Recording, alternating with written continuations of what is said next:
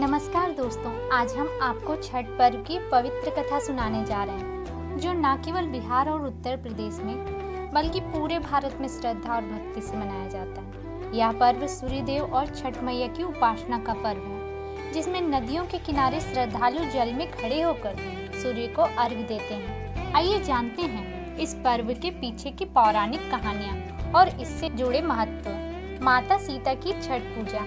कहते हैं कि छठ पूजा का सबसे पहला आयोजन माता सीता द्वारा किया गया था।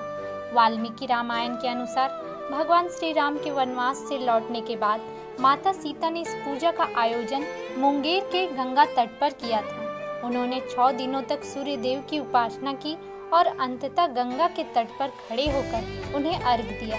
इस स्थान पर आज भी माता सीता के पद चिन्ह देखने को मिलते हैं, जिससे श्रद्धालु अपनी मनोकामना लेकर पूजा करते हैं। जहां माता सीता ने पहली बार छठ पूजा की थी, गंगा तट का सीता चरण मंदिर, जहां माता सीता ने पहली बार छठ पूजा की थी, उस स्थान पर बाद में सीता चरण मंदिर का निर्माण हुआ।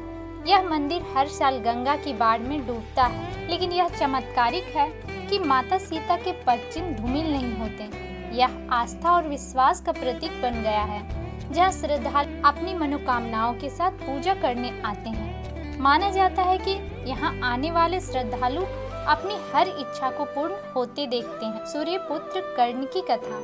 अब बात करते हैं महाभारत के महायोद्धा कर्ण की, जिन्हें सूर्य देव का अनन्य भक्त माना जाता है। कर्ण ने हर दिन नदी के तट पर खड़े होकर सूर्य को अर्घ्य दिया, जो उन्हें अद्वितीय शक्ति प्रदान करता था।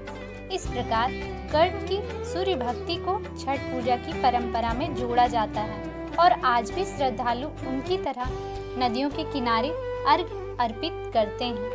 यह उनकी आस्था और भक्ति का प्रतीक है, जो लोगों को सूर्य देव से शक्ति और ऊर्जा प्राप्त करने की प्रेरणा देता है। द्रौपदी की छठ पूजा।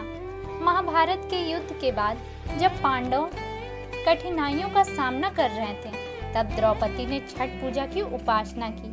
वह सूर्य देव से प्रार्थना करती थी कि उनके परिवार के सभी सदस्य संकटों से सुरक्षित रहें और सुखी जीवन व्यतीत करें। माना जाता है कि इस पूजा के बाद पांडवों को समृद्धि प्राप्त हुई और उनका जीवन खुशहाल हो गया। इस प्रकार छठ पूजा का महत्व केवल सूर्य उपासना तक सीमित नहीं है, बल्कि यह एक संपूर्ण परिवार की खुशहाली और सुरक्षा का प्रतीक भी है। यमुना और छठ का संबंध।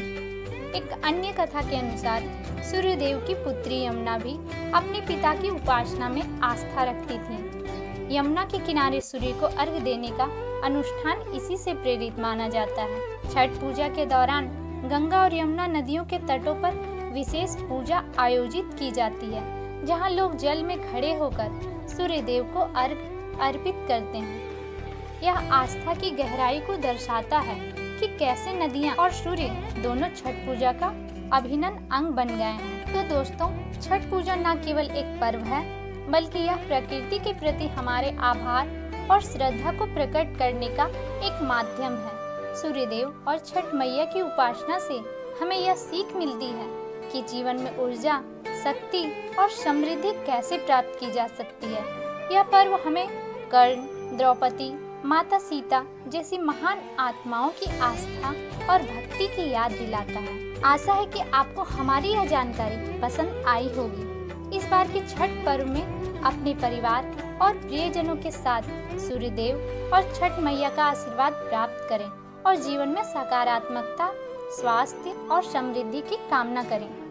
यदि आपको यह वीडियो पसंद आई हो तो इसे लाइक और शेयर जरूर करें और हमारे चैनल को सब्सक्राइब करना ना भूलें, ताकि हम आगे भी ऐसी ही रोचक पौराणिक कहानियाँ और पर्वों की जानकारी आपके लिए लाते रहें। धन्यवाद।